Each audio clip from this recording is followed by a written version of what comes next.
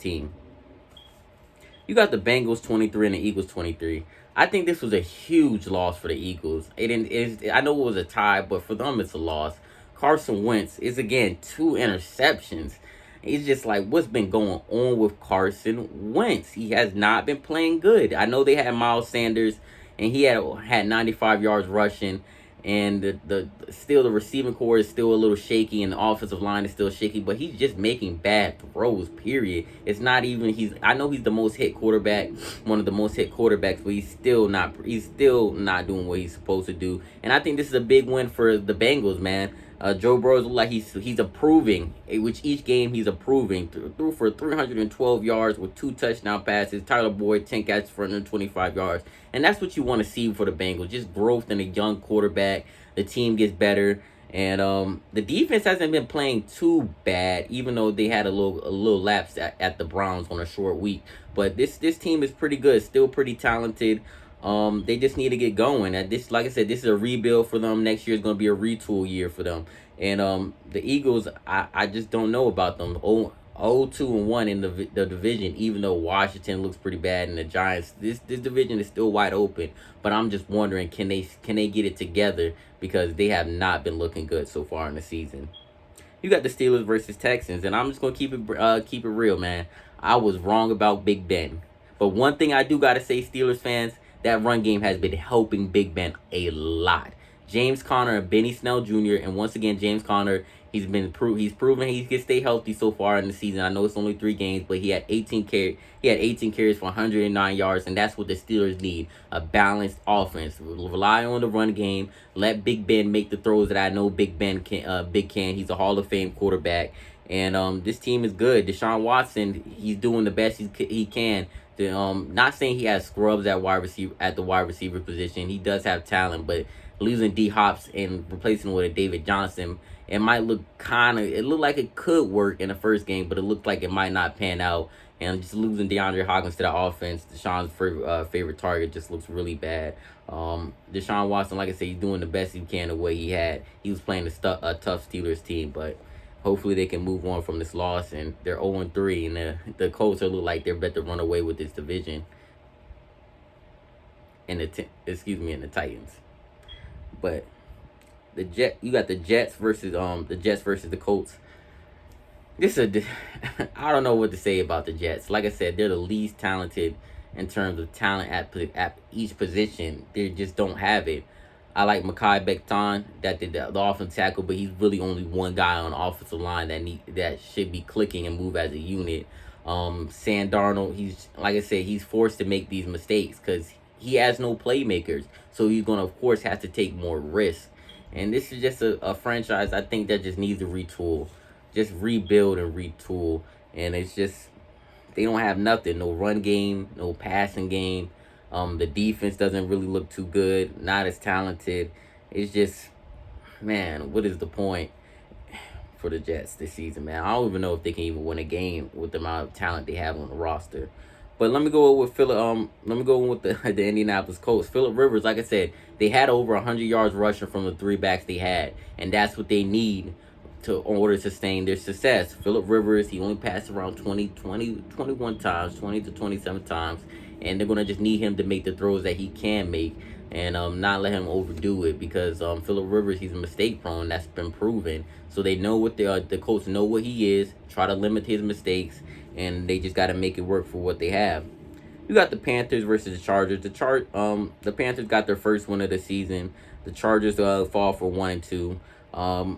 Bridgewater, he did a solid job. We know what Teddy Bridgewater is. 235 for a touchdown.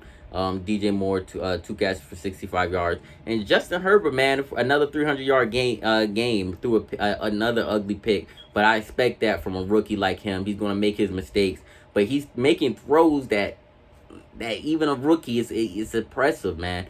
And he's working, and I'm just wondering, are they going to go back with a Tyrod Taylor? I know it's not his fault that he's injured, but if they really want to get a closer look of Justin Herbert and who he really is, I think they should just go on with Justin Herbert, even though it's not his fault that Tyrod Taylor got hurt. And I love Tyrod Taylor, but I would just keep on going with Justin Herbert. And you got Keenan Allen with 13 catches for 132 yards for a touchdown. One of the best wide receivers in the game, so nothing less. So you got the Bucks versus Broncos, man. Watch out for the Bucks. They starting to click now. The GOAT is starting to look like the GOAT now. Tom Brady, three touchdown passes for 297. The arm is looking good. Chris Godwin, 5 catches for 64 yards with a touchdown. He pulled his hammy. He might be out for a little bit. This Bronco team losing Drew Lock and then Von Miller. It's just, man, they couldn't escape the injury bug, and that happens in football. But it's sad that the Broncos might be look like another team that might finish in the top 5 in the draft. And the Bucks are looking like I said, when they get healthy and stuff starts to click for them, because I think Gronk hasn't really gotten involved yet. Leonard Fournette didn't have the game he had last week, but they have so many weapons that you don't even really need that weapon at that particular time. You can just go with somebody like a Mike Evans can be cooking, or Chris Godwin can be cooking when he's healthy. A Leonard Fournette can be cooking. A Robert Gronkowski can be cooking. You got an O.J. Howard who can be cooking. So it might go game to game for them. I think Tom Brady, he has to just cruise the ship. He just got to sail the ship. He doesn't have to do too much. He doesn't have to set the sails and run around. He just has to sail the ship. And I think that's pretty good for the Bucks. We got the Lions 26 versus the Cardinals 23. Kyler Murray probably had that was his worst game for the season so far. Threw 3 interceptions with 2 touchdowns for 270. Didn't really look good out there. Shout out to the Lions defense, man. They played out. They came out to play. It was very motivated. Matthew Stafford 270 for a touchdown. Kenny Galladay's back. 6 catches for 57 yards for a touchdown. Looked pretty good. This is a Lions team, man. They're gonna fight for somebody like a Matt Patricia to see what happens. I don't know, but this is a team that definitely needs to be motivated.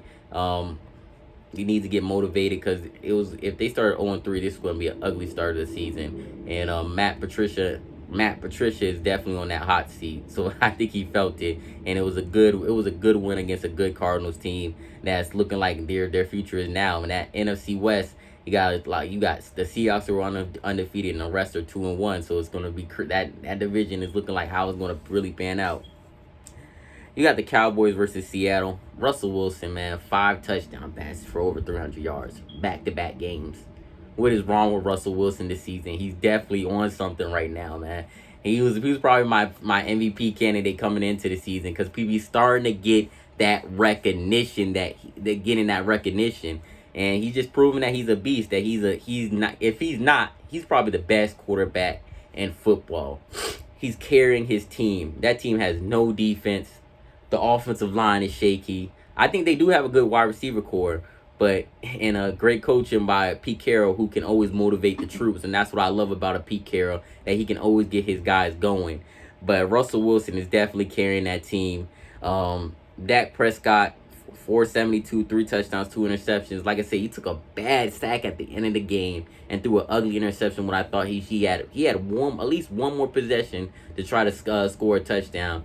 And it just didn't happen. And this Cowboys team falls to 1-2. And this could have been a good win against a solid Seahawks team who has a great quarterback. But that's going to be interesting for them going forward. Can they beat talented teams with a good quarterback? Because you don't want to be like last season, going 8-8, beating only the bad teams. So let's see what they can do.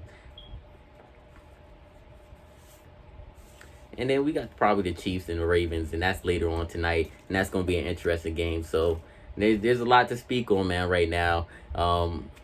Who are my Super Bowl contenders right now? Of course, you got the Bills. You got the Ravens. You got the Chiefs. For the AFC, Green Bay. Whoa. Green Bay has been really good. And I forgot to talk about Green Bay, so let me give them some love. Aaron Rodgers has definitely had a big game.